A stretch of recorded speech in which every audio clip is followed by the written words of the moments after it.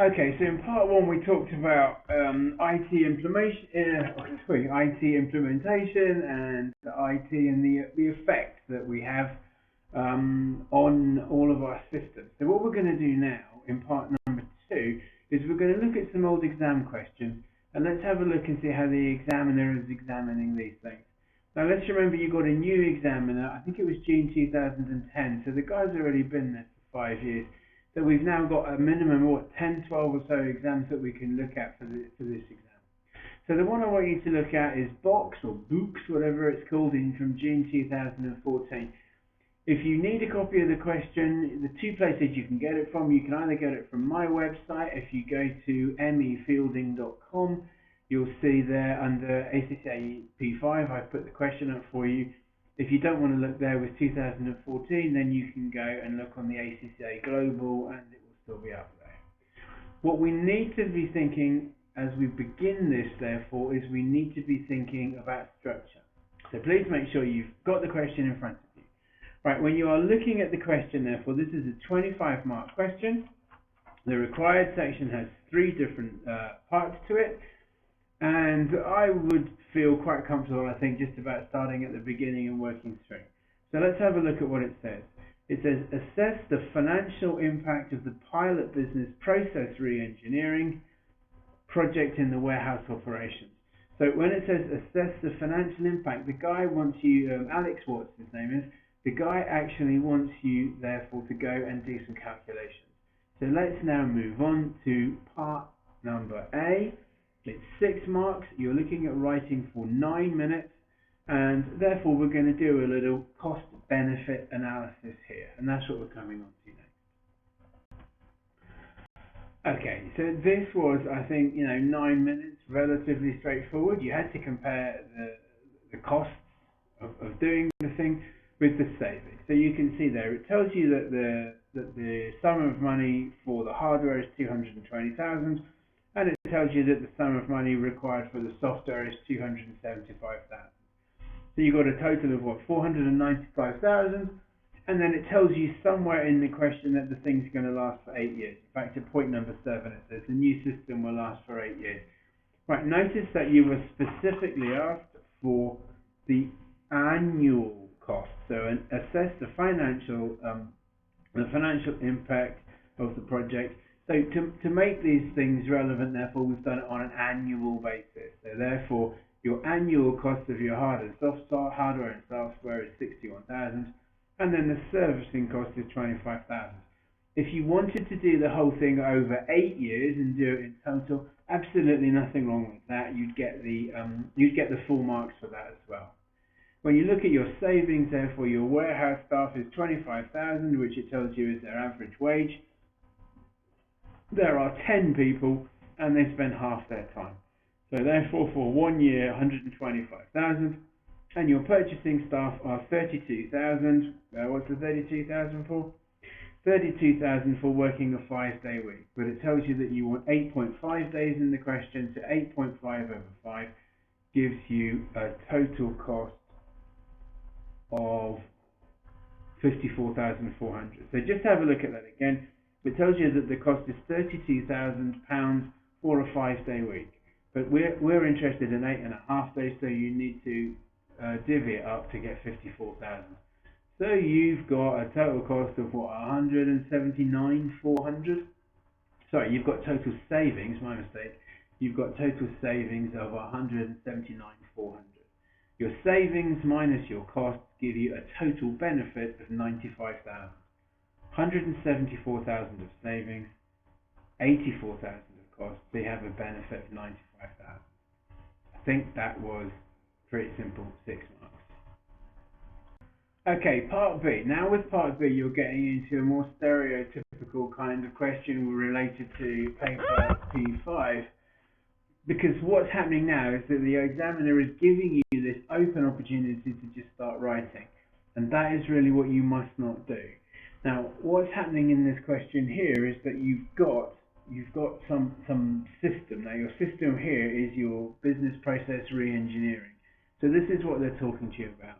Now, as a standard, the first thing you should do is explain it. So the examiner does something which I really like, and he says business process re-engineering, and then it goes on to give you the standard that you've already got, I think, in my first or second lecture, when we talk about this idea of reviewing procedures to in lower cost to improve efficiency and so on. So you can get 1 or 2 marks just by saying what business process re-engineering is. What I as a tutor do not like then is for people to just start writing. So I always say get some sort of structure to your argument. So what I've done here is I've used McKinsey and the 7 S's. So what we're going to do is that is going to give you 7 different headings. And under each of those headings, so you now have headings and structure in your report, excuse me, under each of those headings, what you can now do is you can write sort of 1 point that comes out of the question, and then you can expand it further. So let's start then with, if you remember McKinsey, your 7 items, and please notice that you won't see this in the examiner's answer, but what are we doing? We are looking to put structure to our answer, and the structure will drive you towards the point that the guy wants to see, the guy being the examiner. So, just to remind ourselves of our questions, assess the impact of BPR on the culture and management information systems at this company, which is called Booxe. Right, so the first thing we've got is the strategy. So it tells us somewhere that in order to drive down costs, so we can assume that we have some form of a strategy, that the chief executive has decided that there should be a project to show the benefits, blah, blah, blah. So what this will do, if we undertake this, is that it will underpin the strategy. So it specifically asks about the culture and the management information system. What this business process re-engineering introducing the IT system will do is that it will bring us into this culture. It will affect the culture in terms of constant change. Now notice that it talks about the culture is that it's a bureaucracy. So in terms of the culture, you can say it will lower the level of bureaucracy, and the management information system therefore will help us to save costs. Right, so let's formulate that into a sentence. It will help us therefore to support the strategy of cost reduction, to change the culture away from a bureaucracy, and to make it a more profitable company overall. So you've hit the 2 things the guy's looking for, culture and management information system, and you've still got your structure. Right, second point on there is structure. So how will this affect the structure of the organization? Well, the structure of the organization will be changed because we will now get more autonomy within the warehousing system. So project identified that 10 of the warehousing staff spent half of their time matching goods delivered notes to purchase orders and dealing with subsequent problems. So in terms of the structure, the warehouse, within the warehouse, the structure will change because you won't have people doing these things, and the warehouse itself will become more autonomous. In terms of answering our question, therefore, the management information system will give more autonomy to people, and the culture will change because we won't have the culture of correcting afterwards. We'll have the culture of getting things right the first time. Number 3, the systems. Well, the systems will change because we will change the way in which we do work, and the effect on the culture in the management information system will be the same as it was under structure. So our systems will change, and so therefore that will affect the culture. We will once again have this culture of doing things correctly, and the management information system will underpin that. There will be more management information dependent. Right, those are your hard S's. Now your soft S's, the staff. Well, the likelihood is that we're not going to need so many people in the warehouse. So in terms of the culture, we're now getting into this culture of change, but we're also looking in terms of culture of people being more flexible, because the people in the warehouse, I'm assuming, don't want to get fired.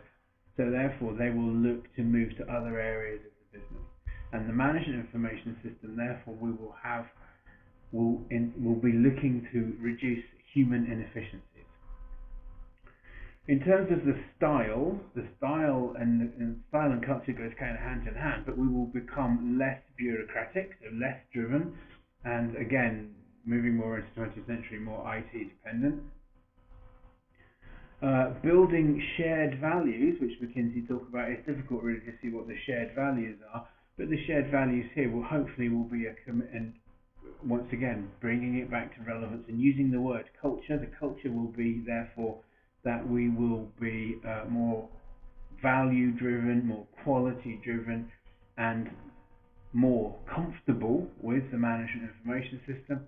And finally, skills. We're going to get people who effectively in the warehouse are linking much more into the procurement system. Right, what have we done? We've given you 7 headings. Under each heading, take 1 point from the question and then expand it a little bit more yourself. When you are expanding it, just remember the words of the question. Assess the impact of BPR on the culture and management information system. So in each point, you need to refer to the culture and the management information system. You are, by the end, going to get a little bit of repetition, but that's not really the end of the world. The question is specifically asking you about BPR as well, so I think you need 1 or 2 lines to explain what they are. If you're going down that route, you now have set out, here's what BPR is, and now let's apply it to our question. Within that second part, which is the bulk of your answer, you have structure. So now, therefore, you're not going to go wandering. Right, that was part B. Have a look at the examiner's official answer. I do not personally like these answers that do not exhibit a strong structure. Okay, so moving on then, the final part of the question is advise on the appraisal process at Booxe as instructed by the CEO. Right, this is the most dangerous part of the question because there is no real format that you can use here for a structure. So normally we talk about this idea: structure, pick a model. And earlier in the questions, I remember we picked up the 7 S's. But this part is a little bit harder. So you've got to try to impose some structure on it. So it does say as instructed by the CEO. So the CEO has gone through this staff appraisal process. And if we look through it, it's telling us that she wants to improve this process so that she can improve the performance of the company. So there's some form of communication strategy that we can undertake there. Right, and then it's just a case, therefore, the guy's given you, Alex, what's his name, has given you this last paragraph. So it tells you that the staff appraisal process happens annually. Line superior to review the previous year's work and discuss generally how to improve their efforts. Right, so can you see, therefore, that what's happening, first of all, is that the whole thing is backward looking. Now, we're going to do HR and HR as it affects P5 later in this course. But the first thing is that it's looking backwards. So a good appraisal process should say, well, this is what we've done, this is where you can do better, and this is what we need to do going forward. So if you just want to do it in order of these things, or at least you're bearing in mind that you're making a plan, the first thing to say is that we need to do something which is looking forward. So how do we plan training courses? How do we plan development? But you're going to get people as well who are very good at certain parts of their jobs and not very good at other parts. So maybe we can have some job sharing or some job shifting or something. Right. In terms of structure for the exam, 1 mark, it only looks backwards. Development mark, your second point for developing the point, therefore. Why don't we make sure that we include something which looks forward? Looking forward will have 2 strands to it. One is development of the individual. So what does the individual need to sit some ACCA exams, to get some training, to focus on certain areas of their work? The second thing is target setting. So let's set some targets for them. The targets have to be smart, you've done all this stuff before, but let's give the guys some targets as well. Right, moving on to the question. It tells us, therefore, that the things are informal and they're held over lunch at the company's expense. I'm not so sure that it's such a bad thing as at the company's expense, but the fact that it's informal. This thing has to be meaningful. So once again, let's hit our point. It has to be meaningful. So there has to be a sense that it's important. It mustn't be scary. It's a 2-way process, but it becomes more formal. We've already mentioned bringing in our targets. So now let's bring some targets in and talk about whether people have met targets and whether they haven't. Design of targets, target setting, and so on and so forth. But it has to be much more serious. Anything else? The CEO wants to understand the purpose of the appraisal system and how the process can improve the performance. So the purpose, therefore, is to set out what people have done, and on the basis of what they've done, to identify what they can do better. So what do we want people to do? How do we get them to do that? How do we get them to do it better? So that this is what the whole appraisal process is about. I have to believe you can put it better than I just did while I'm talking out loud here in this hotel room. But let's try to formulate this properly then. What have they done? How does that match what we wanted them to do? Have they worked hard? Have they not worked hard? How do they need to develop? How can the company help them develop? What suggestions do they have on their own back to make their job better? It's this idea of a two-way process. You've done this well, this hasn't been so good. To make it not so good but it's better, you need to do 1, 2, 3. To assist you, we will provide 1, 2, 3. What can you tell us that can make you better at your job and can make your job better for the company? So it's a constant feedback process where people are positively encouraged to say how things in the company can be better, how they can be better at their job, but they also have to accept that there is an element of progression here and that they are being judged as well. Okay, the benefits that will. So if we just look at that, therefore, we'll say, this is what you've done well, this is how we can develop you, this is what the company can do better. Maybe we might want you to talk to this person because they're very good at working with the IT system. You're not good at IT, but you're a very good presenter, and they're not such a good presenter. So from within this framework, you have to draw a point. What is the purpose of it? The purpose of it is to improve the performance of the individual, to improve the performance of the company, to get feedback from the individual on how the company can be better, to set targets, to set development aims, and not just aims, but set development aims, but how we're going to achieve them as well. So you've got 4 or 5 things in there. Right, once we've got this process, if the appraisal process is seen as a positive thing, then what else does she want to know? She wants to understand what the purpose of it and how the process can improve. So obviously, if people are empowered, good paper P5 word, they feel that they can tell the company what can be better, they feel that they can come forward and they can openly, without fear, say, I'm really not so good at this, but I'm actually pretty good at this and I want to do more of this. Then that will help the company. You'll have a happier workforce, you'll have a more motivated workforce, you have a more transparent atmosphere so the company can pick up on people's smart ideas and get better as well. Finally, she also wants to comment on the appropriate balance between control and staff development. Well, if people are coming to work late and leaving early and not doing very much in between, then you need to tell them about that. On the other hand, the object of the exercise is to give people the chance to shine. And that's what we're doing with our company. There you go. There you've got 4 basic points there, but you can develop them easily. You probably, what your exam technique here is to make sure that you spread across those points, so it isn't all about what is the purpose of a staff appraisal system. But I think that was quite good there. So here we go. I just put up some slides with some points there for you. So we're looking to tie the performance into the company's aims and this idea of goal congruence, linking financial rewards to achievement of goals. We can have a control system on the grounds that the company has a strategy. What's the key strategy? What are the key KPIs? And we can match their performance to those KPIs by use of dashboards. If at all possible, we can benchmark against other companies. Building teams, team bonuses, so building identity and peer pressure. And finally, setting the culture right. Okay, that was a question there called Booxe. There was 25 marks. I particularly like that question. First of all, it's set by the current examiner. So you get the sense of what the current examiner thinks is important, his style of language and what he's looking for. It was a good question as well because it's a very good way to hit your idea of structure. The first part really was just rote learning what is BPR. The second part was structure and it was easy to find the model. And the third part you had to kind of impress your own structure on the whole thing.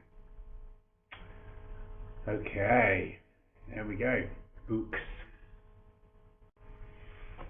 Okay, the next question is Superior Software House, which was set in December 08, so it was the last examiner.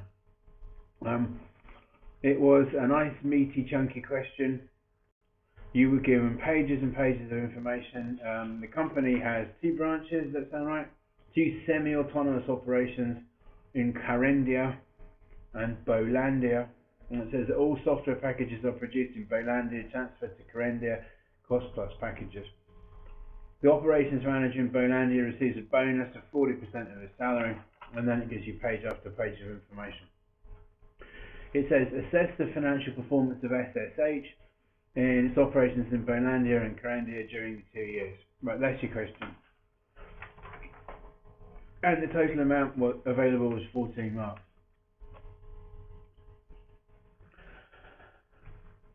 Beautiful question at P5.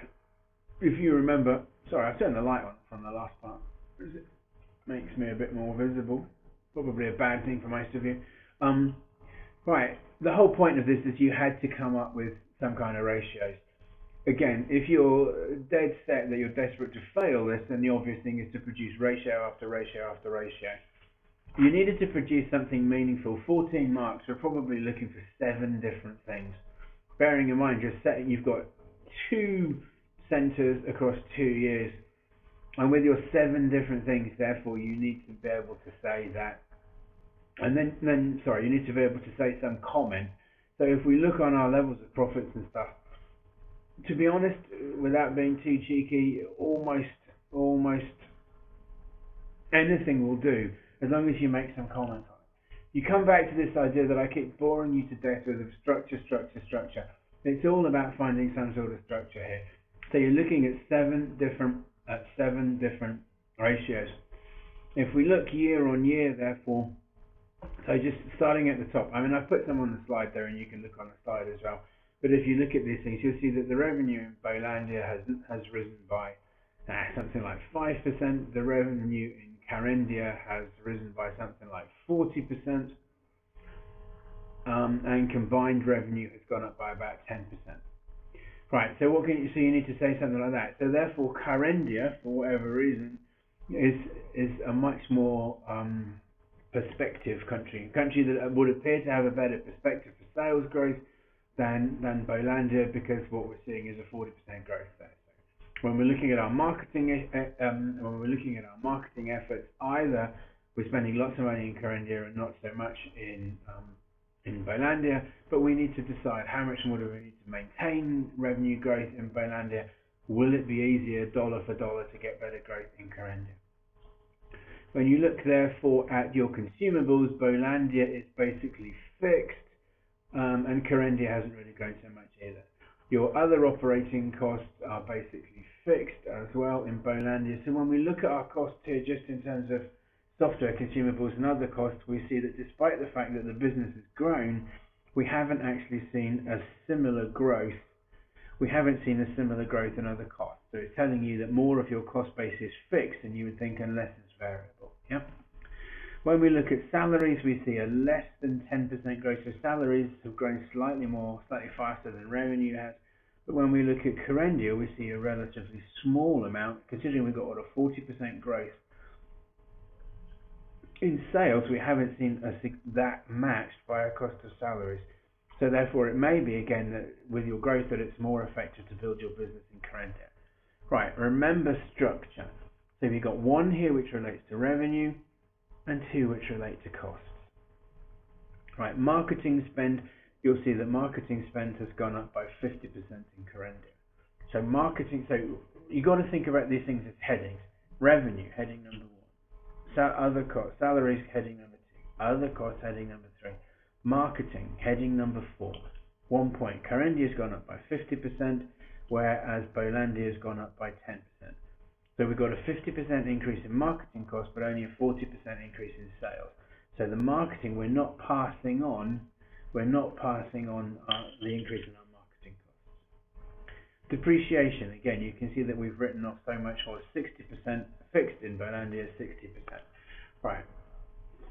Your profits have fallen in Bolandia despite the increase in revenue. So again, where our costs are, we're not passing all of our costs on, and your losses have basically gone down by a half in Carandia. So we need to know how much further we go there. Right, your assets growing by 1/8, which is 15% or something, growing by 60% in Carandia. Your fixed assets are growing by 25%, but your current assets are growing by 25%. Again, so your non-current assets, we don't know what these non-current assets are. Now, usually these questions ask us what we actually want.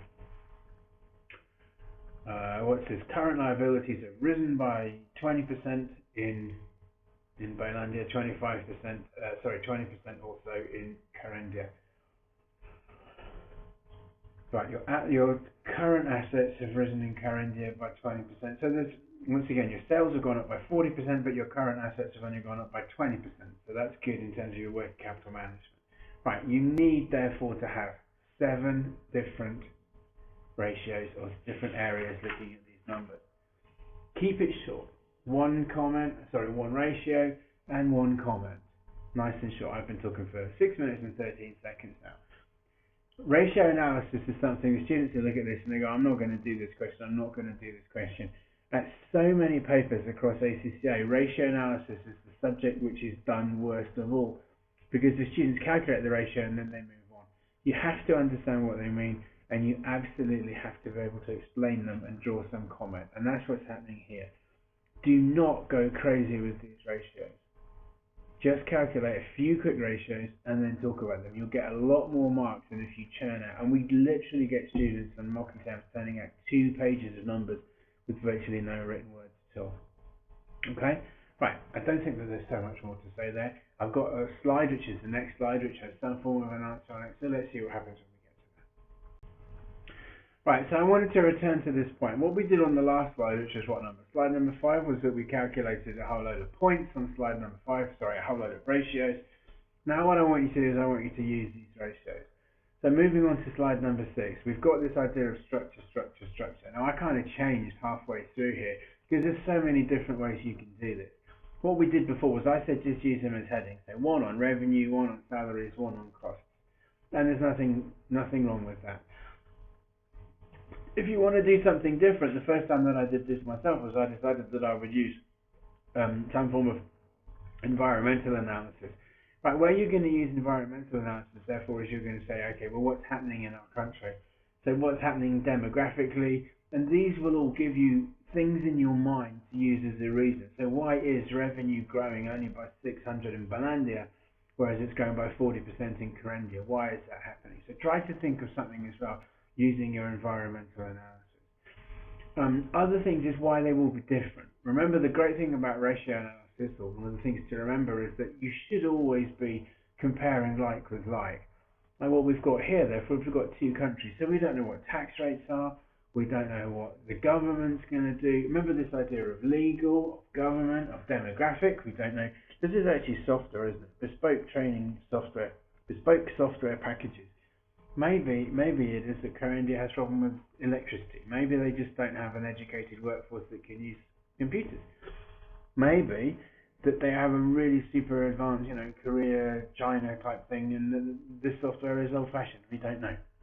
When you're trying to think of reasons, think about your environmental analysis. So what about the demographics? What about socially? Maybe there's a local grown, everybody buys local grown, and so you're having problems breaking into the market. Looks as if you're doing pretty well.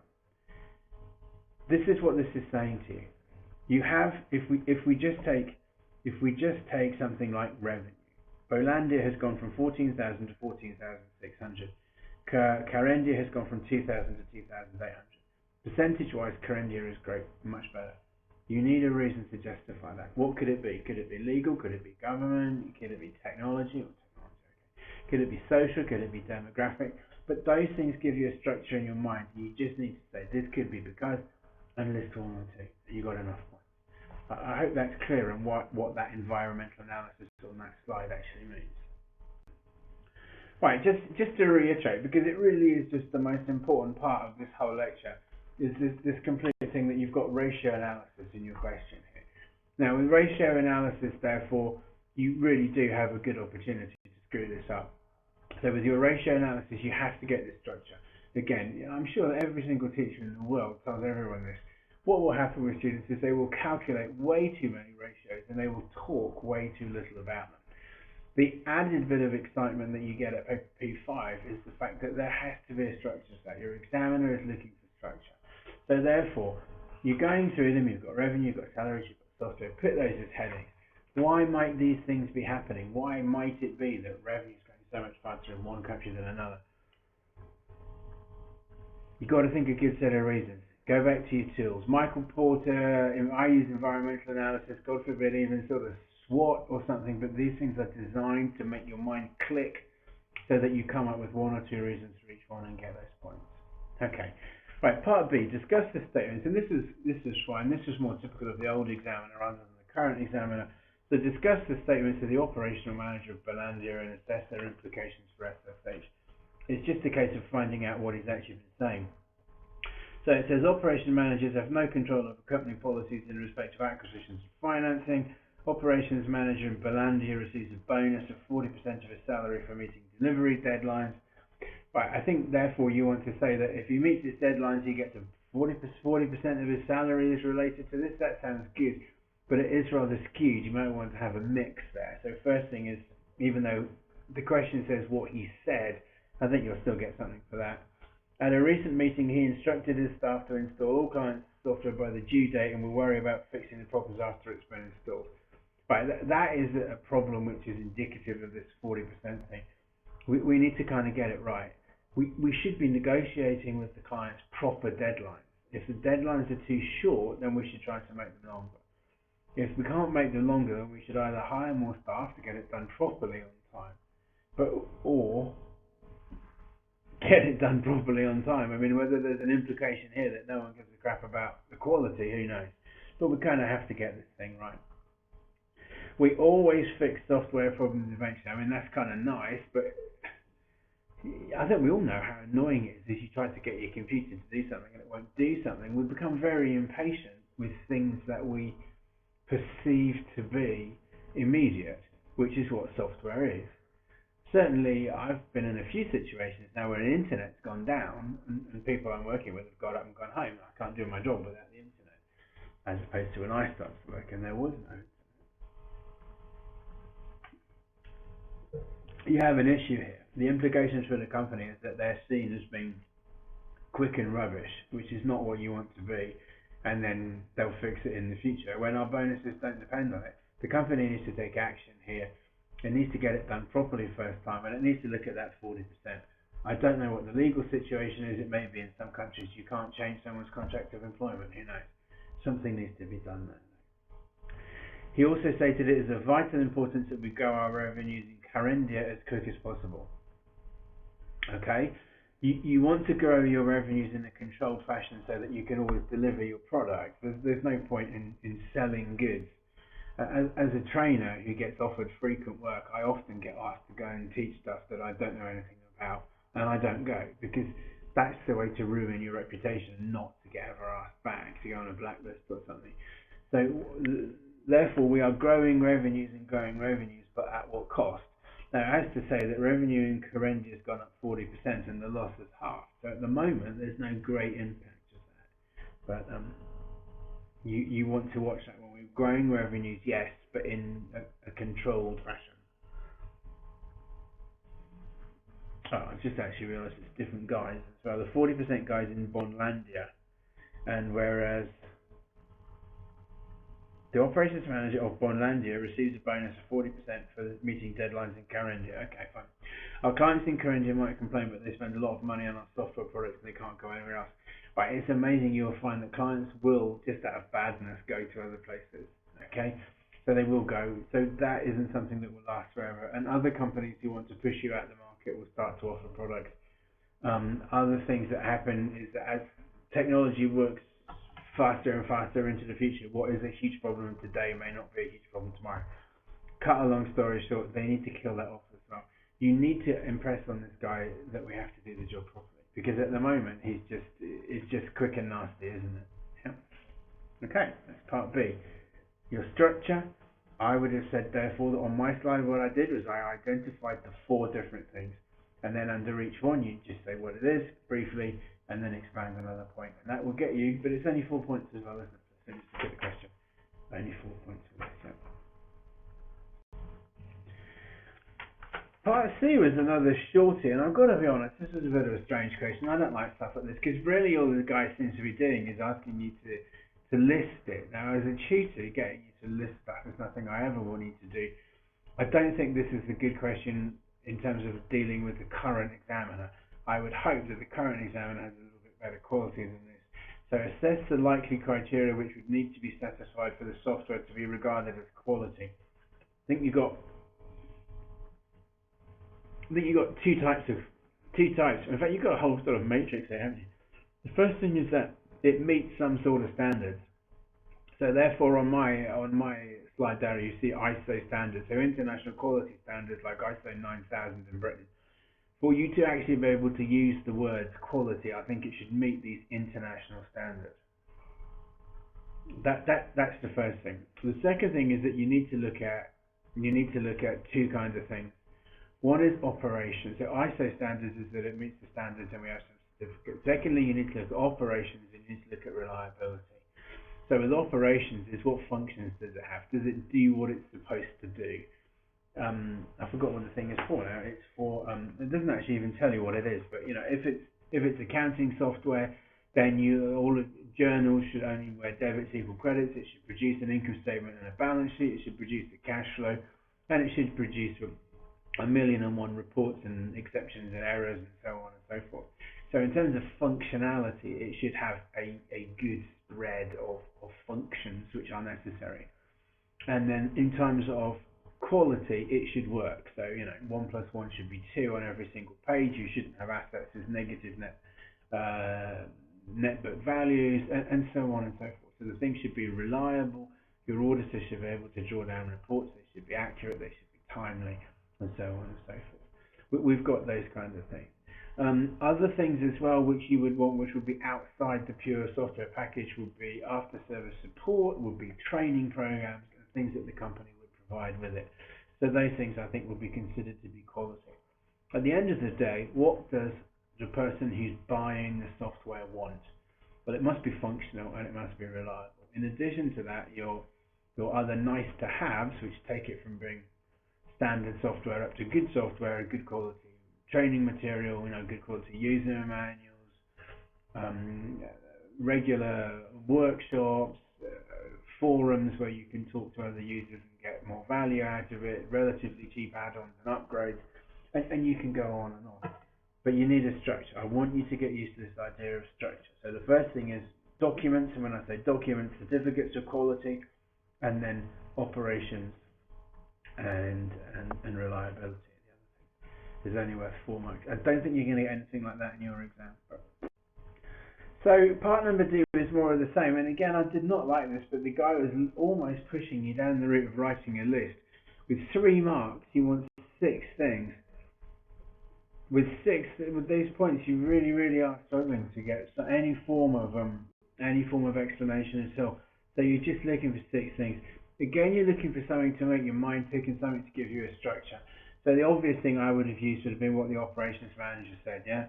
So here we go, it's installed by the due date, there are no errors after installation, how many errors occur within a certain number of days, so what proportion of errors, what proportion of days, revenue grows by a certain amount of %, customer feedback, speed of response from the company. What else did they say? We always fix it, is Karina might complain and spend a lot of money. Repeat business, proportion of customers who then go for follow-up to other companies. You can draw 6 of these yourself. It's very easy. I don't think there's any great trick to this. Just go through the question. Wherever you see a problem, you set something that measures it, and that's it. Okay, that was question number 48. It was a question I really liked to set you because it's on ratio analysis. Ratio analysis comes up all the time in this paper, and you have to get it right. And the guy is not looking for long lists of ratios. 14 marks, 7 ratios, more than enough. It's what you do with that information, the interpretation and the explanation. If you want to use something which will drive you down the right route, then pick a model. All the time you're hearing lectures from now on, you're going to say, pick a model. That's why it's so good to learn things like Michael Porter or value chain, even if you don't think it's going to come up. Because in a question like this, it will drive your mind down the right route. So you can use it even though the examiner wasn't specifically looking for it. Okay, that's great. Thanks a lot.